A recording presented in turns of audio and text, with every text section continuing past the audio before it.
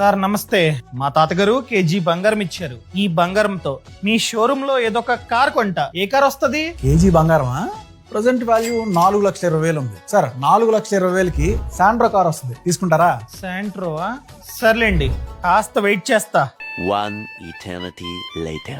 Sir ఇప్పుడు ఈ KG బంగారానికి ఏ కార్ వస్తది? ప్రజెంట్ గోల్డ్ రేట్ బాగా పెరిగిపోయింది సార్. కేజీ బంగారం ధర ఇప్పుడు 18,40,000 ఉంది. 18,40,000కి మీకు హోండా సిటీ కార్ వచ్చింది, తీసుకుంటారా? సర్లేండి, కాస్త వెయిట్ చేస్తా.